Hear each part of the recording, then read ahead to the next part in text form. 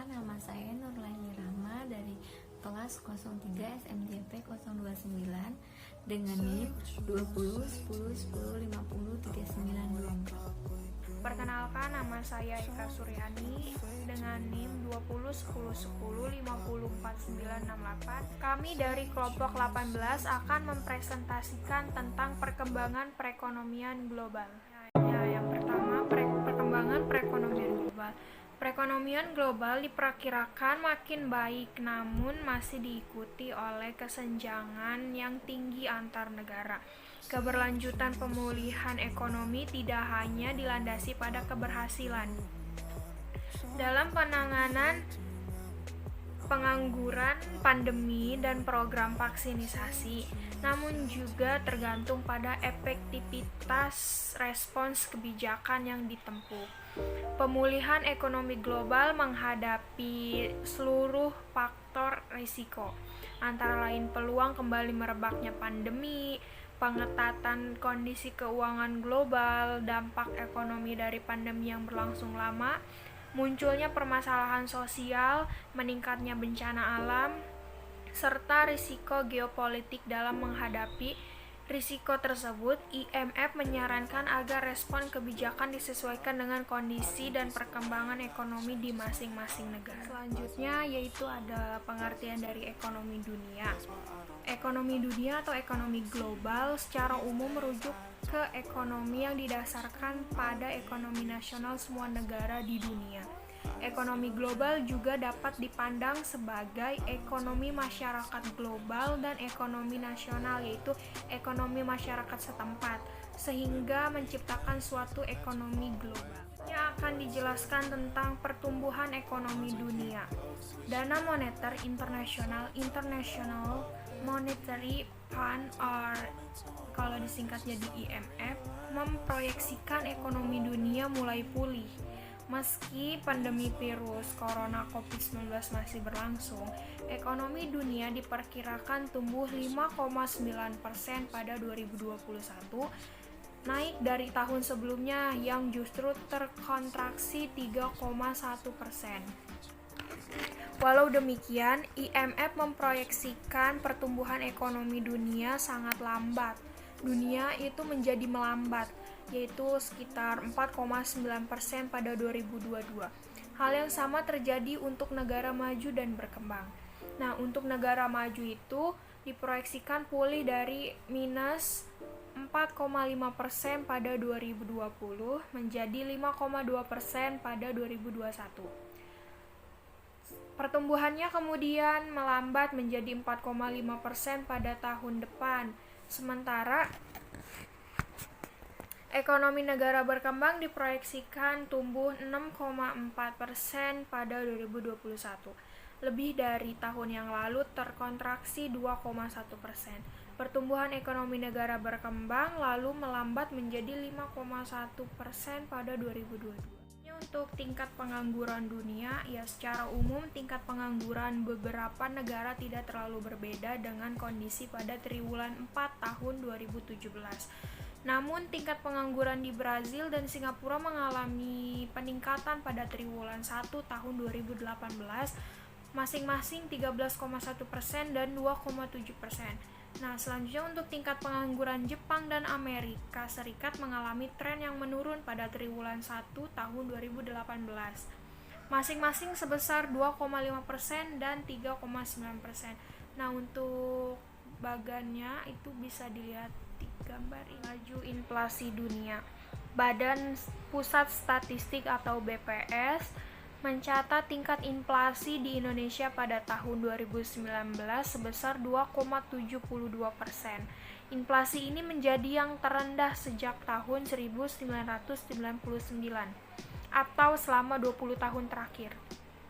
Lalu bagaimana dengan inflasi di dunia? Berdasarkan info dari Spector Index yang merujuk pada data International Monetary Fund or IMF, Venezuela menjadi negara dengan inflasi tertinggi di dunia. Seperti yang sudah diketahui, Venezuela merupakan negara dengan cadangan minyak terbanyak di dunia. Sayangnya, harga minyak menurun drastis sejak tahun 2014. Negara ini menggantungkan pendapatannya dari sektor minyak, sehingga inilah salah satu faktor yang menyebabkan Venezuela dirundung krisis moneter.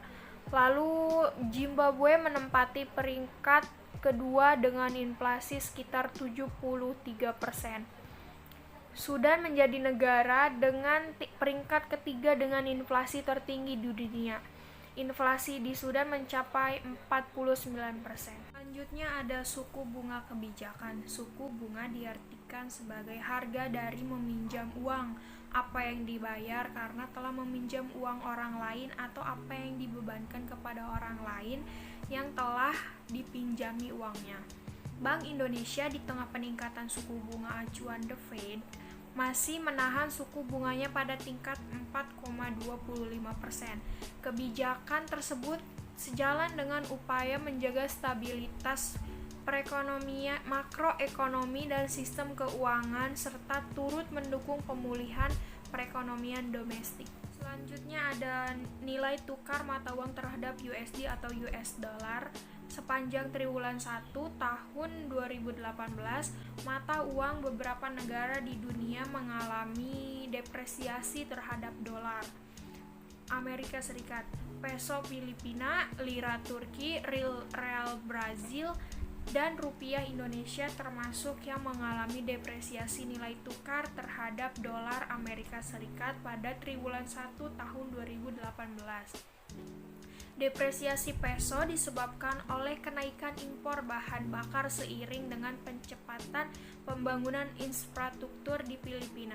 Selain itu, tingkat inflasi yang meningkat juga menjadi pendorong depresiasi peso.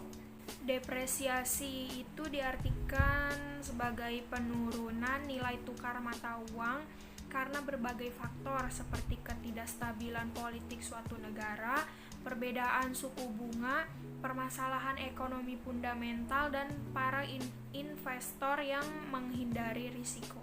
Perkembangan harga komoditas. Peningkatan harga komoditas internasional masih dalam tren meningkat sepanjang triwulan 1 tahun 2018, terutama komoditas energi dan pangan pertanian.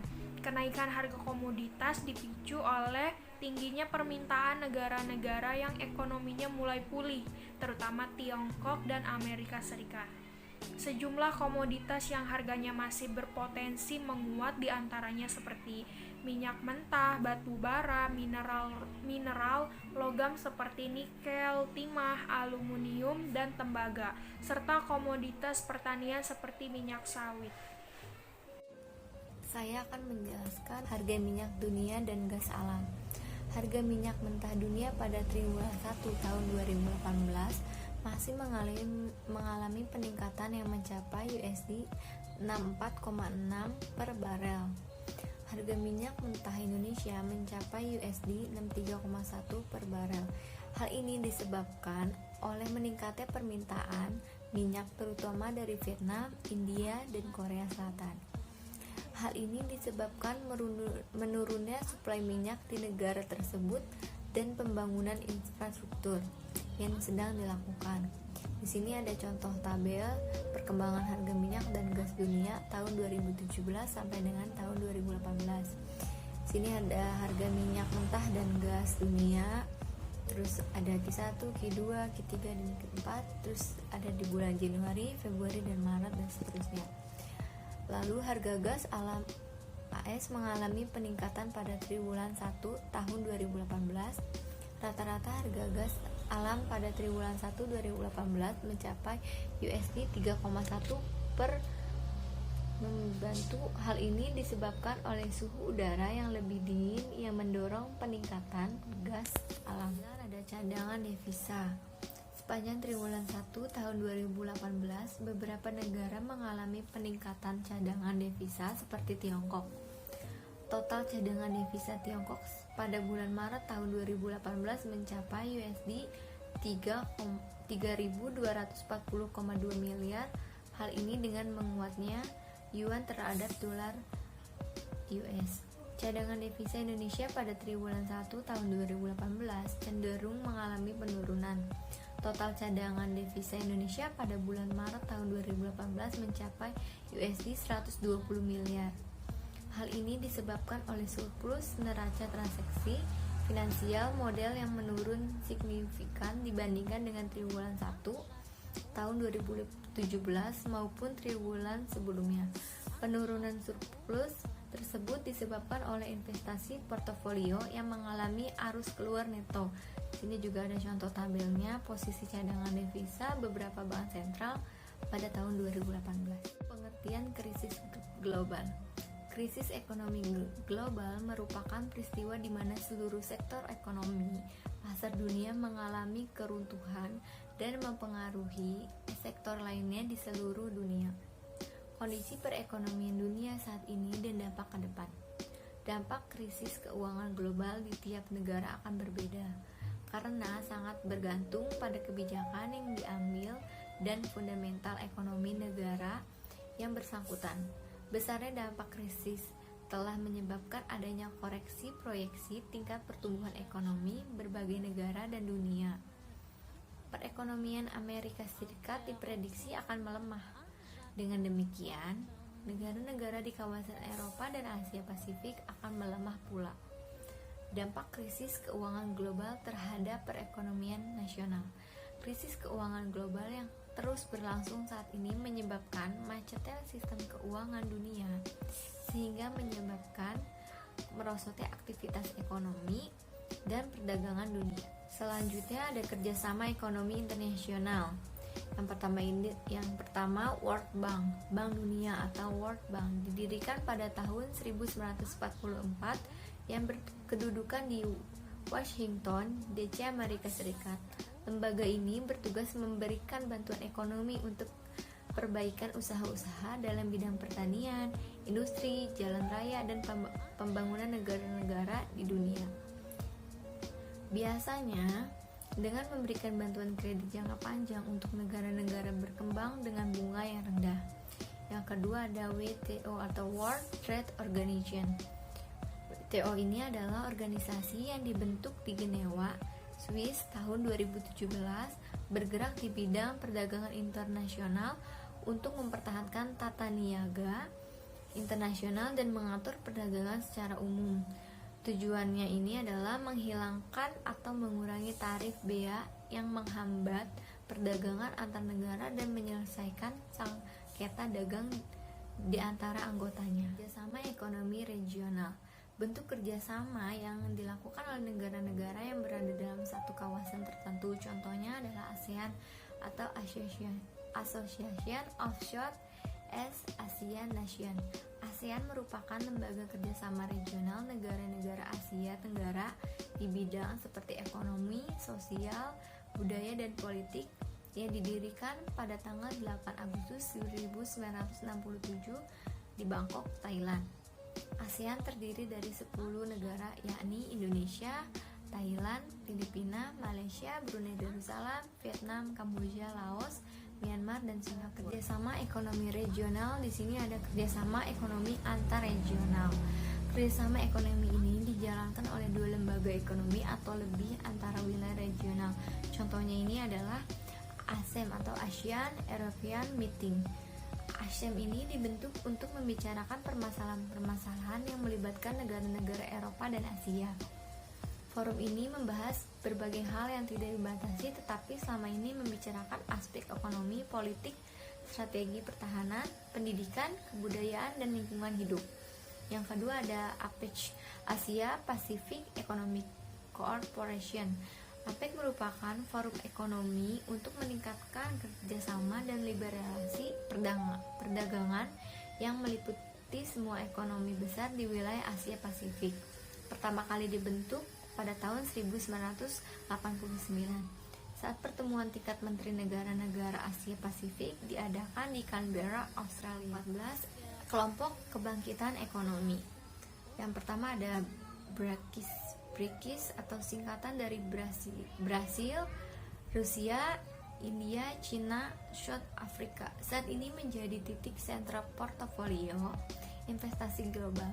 Istilah BRICS muncul pertama kali pada awal dekade ini. Ekonomi Golden Stage Jim O'Neill merupakan pencetus lahirnya Bridge di tahun 2001. Kemudian baru pada tahun 2010 Cina sebagai pemegang kendali Bridge mengundang Afcel untuk bergabung. Bridge lahir di tengah melambatnya pertumbuhan ekonomi yang dialami oleh negara-negara anggota G8. Yang kedua ada The Next 11 N11. The Next 11 atau N11 adalah kelompok 11 negara yang dibuat oleh Bank Investasi Goldman Sachs pada 12 Desember 2005. Negara-negara tersebut dianggap memiliki masa depan yang menjanjikan untuk investasi dan pertumbuhan setelah 4 negara anggota Bridge: Brazil, Rusia, India, Cina.